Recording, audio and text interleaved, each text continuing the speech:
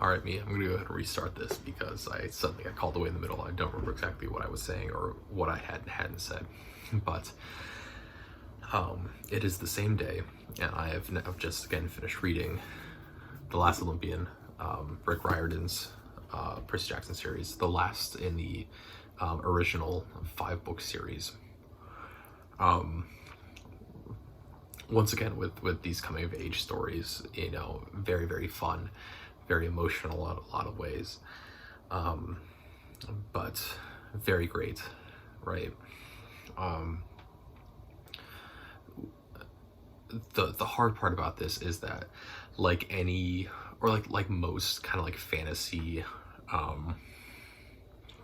coming of age series in some way, whether it be this Lord of the Rings series or Harry Potter, the last book is very, very heavily focused on the action and the fighting and the war, and so it's not there's not a lot to delve into there, even though that is the majority of the book, unless you pull out specific things, right? And it's kind of like this whole I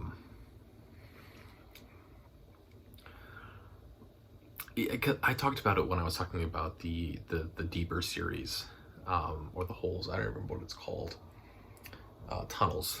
That's the first one, Tunnel series, of where like you're getting through this book and like you're constantly building up to like, oh, they're about to fail. Oh, they're about to fail. They're about to fail, and you're only halfway through the book, and you're going, I know they're not about to fail. What plot twist is coming next? And so that was kind of playing in the back of my mind at some times of like, yeah, I know they're not actually about to fail. But I think within the fighting segments, it's very interesting to look at the specific characters that Rick Riordan gives named and important deaths to, because they are, I think, showcase some kind of key aspects, but then also is like, hey, here's a whole bunch of side characters that like we'd never fleshed out but are important to the story, right? So you start with Charlie Beckendorf, who is like this character that has been talked about so far, like throughout the entire series.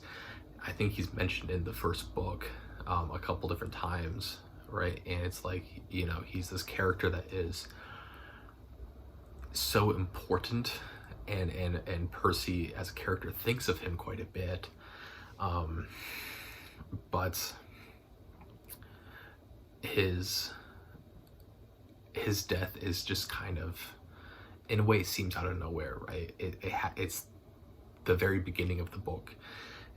He dies in a way that is not in the war with everyone else, which is both a shame, but is also like is important, right? Because this is a character that is, despite the fact of not being this character that's this big martial prowess that's constantly fighting and has been directly involved in all of these missions and quests that they've gone on, is a character that is very much one of the backbones of these children, really, and someone that they look up to, and someone who is hopefully one of their strongest, right? And he gives up himself in a very heroic way, in a way, but also in a way that doesn't necessarily do everything that he wanted it to do, which I think is a very, very fascinating choice. But like, as Percy says at one point after they get back, it's like someone had just cut the anchor of the camp, right? And it's like this character that does so much background work, but is so important in doing that background work, which is a fascinating little character that gets really kind of fleshed out in the end here, in a way that I don't think a lot of other of these like coming of age stories would go for, right? So that was great. And then you get to, I'm trying to think, but I think the next big one is Silena Beauregard, who is a daughter of Aphrodite. And what I think makes this very interesting is that so far throughout the entirety of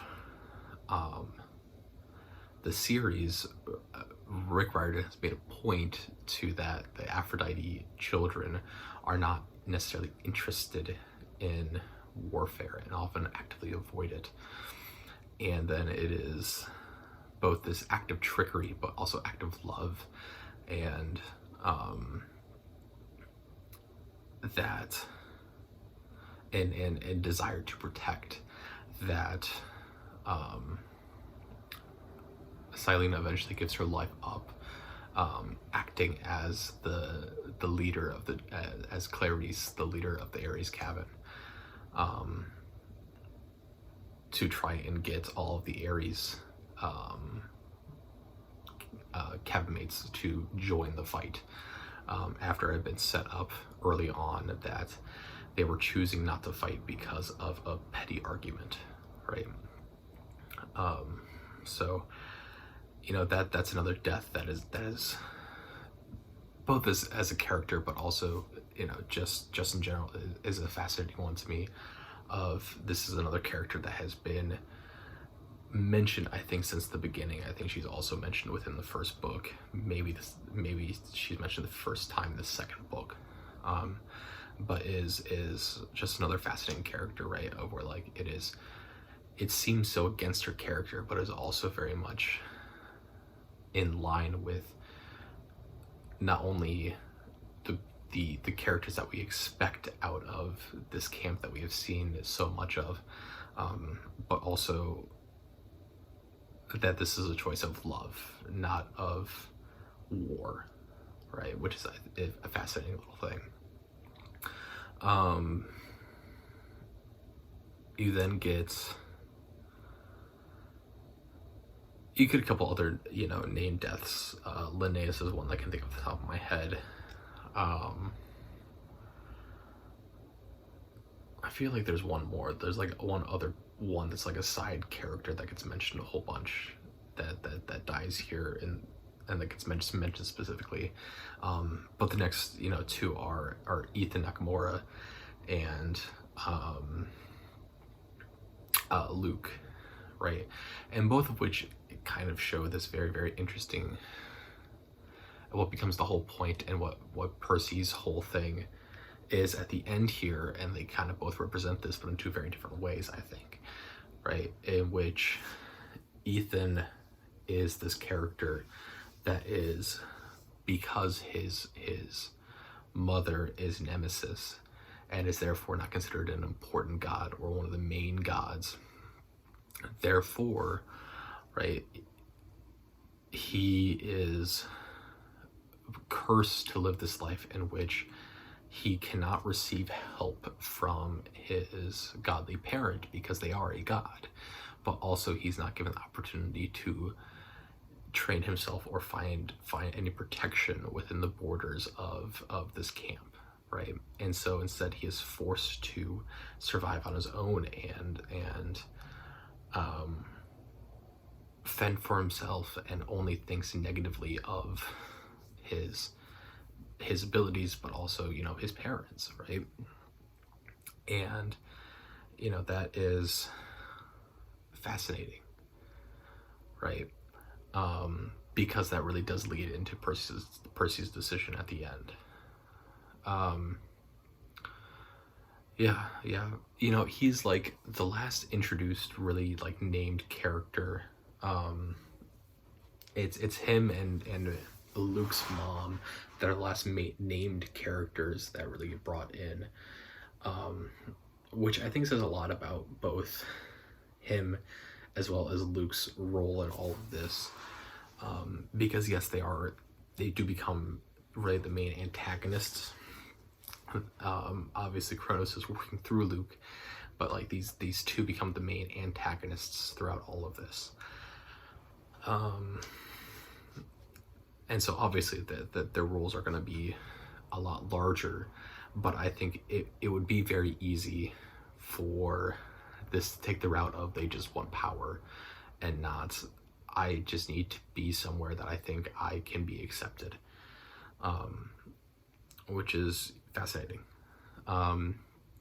And then you have Luke, who is this kind of wild roller coaster of a character, right? You think he's kind of evil, you think that he just hates his dad and Hermes because of not being a part of his life. And then you slowly start to see throughout some of this kind of like debate and rage within him about it, that he thinks that he's doing the right thing, but also he can't get out of it, right? Even as it starts to feel that he's doing it wrong, and that at this point no one will help him because he has lost his only family that he's ever known, right? By betraying them, and so he must follow through with this, which is once again a very, very fascinating character thing, right? You have this whole thing in which he is the son of Hermes, who is supposed to be this one that cares for everyone, and within the lore of the camp, it is the Hermes cabin that takes in everyone that is unclaimed.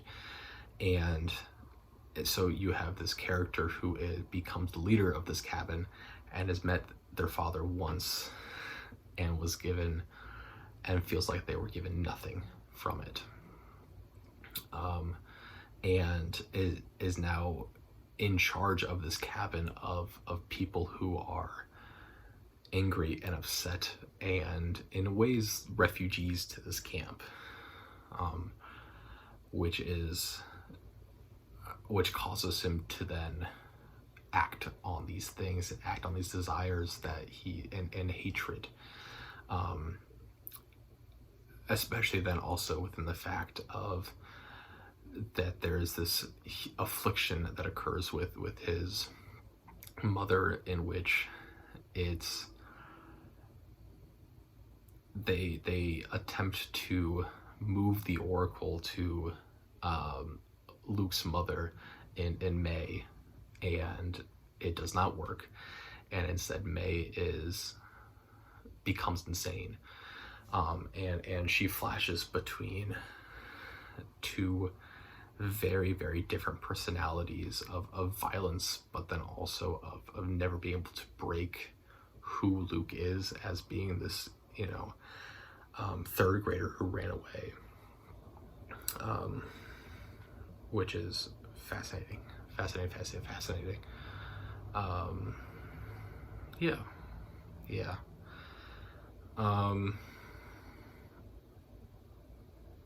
It is in a way a bold choice for, the decision to make the hero that does the eventual slaying and not Percy Jackson. I think it's a very, very bold choice. But it's also a choice that makes a lot of sense when it comes to this, right?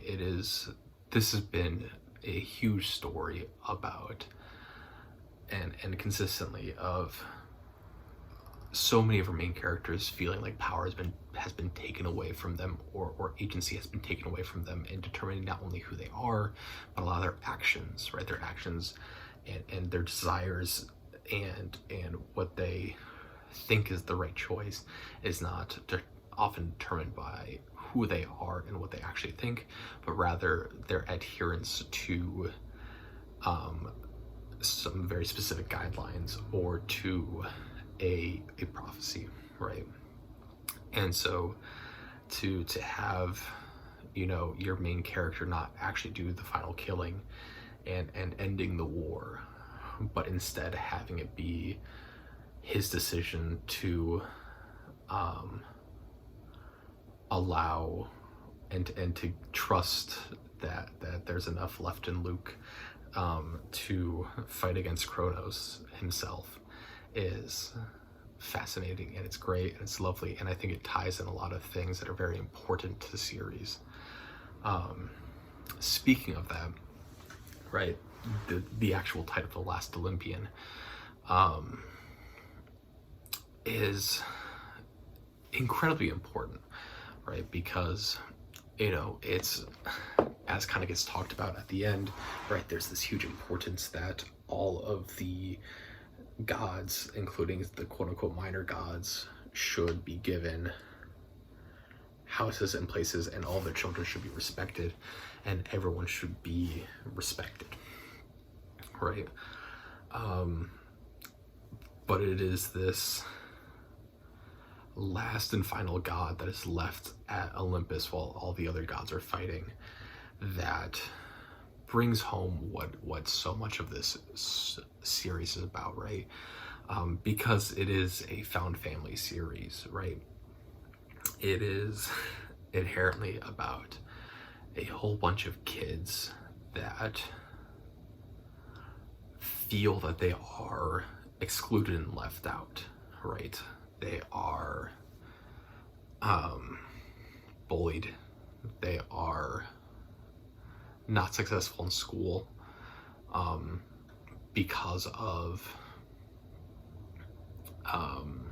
things that are diagnosed as ADHD, ADD, dyslexia.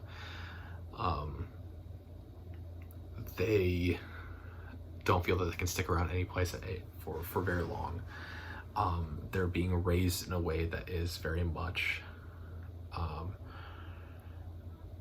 difficult in so many ways, right? They have this parent that is not there with them and cannot give them anything. And by staying with their family, they bring danger, right? So they are inherently like these lost children in the world. And they are given the opportunity and the ability to be and find a family within camp, which is great, and that's fantastic, and that is such a lovely thing. And then the last Olympian is Hestia, which is the goddess of the hearth, and, you know, basically the goddess of the home, right? And it is the as kind of gets described, right? Yes, she cannot do anything in terms of fighting. She's not this great fighter, but it is for her that all of this ends up revolving around. I don't think she kind of phrased it like that, but it is someone must maintain the home while everyone else is fighting, right? Which then kind of gets brought into this constant thing that gets brought up a few different points throughout the story, through Hades, through Poseidon, and then eventually through Luke, and I think that's it. I think those are the main ones. Silena, in a way, in which what you are fighting for is for home, right? That is why you are doing these things, and to either abstain yourself or to choose a different battle means that you are choosing something that is not your home. And so, you know, in the end, right, what Percy Jackson's choice really is about giving place to the last Olympian, to Hestia, and ensuring that there is a home and a family for all of these children, which is great, right? But yeah.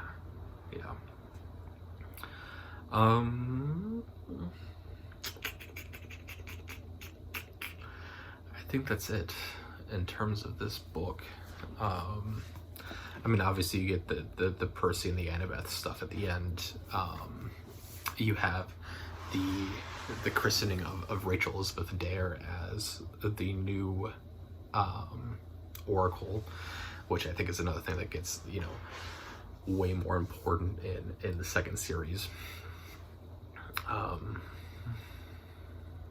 You know, you get the fates of all of these characters that survived, and giving them all their dreams, right? Which is, yeah. I'm trying to think if there's anything else. The series as a whole, I mean, this is a very, very fun series. Yeah, like I really don't know what else to say other than it's a very, very fun series. I think it is much more enjoyable. I think it's a lot more well written than a lot of other coming of age type stories and like series. It is, you know, judging by the fact that I basically read every book within a day, not bad phrasing, every book I read within a day, and then including I read 2 today, right? It is a book that is, even for someone who's not a great reader, of where there is enough to keep you thinking, mostly by the fact that there's all these different stories and names that are kind of being thrown at you, that you, if you are someone who has some sort of background and some knowledge of Greek mythology, you're going, okay, well, what does this mean? What is this by the descriptions? But then also it is easy enough to read that you can get through it. You know, it is a book that has lore, but it is not a lore book, which I think is really, really important. Yeah. I think that's it for the last Olympian. At some point, it'll be, and probably sooner rather than later, it'll be the second series. And who knows, maybe I'll invest and get all the other Rick Riordan series that are about gods and things. But yeah, that's that.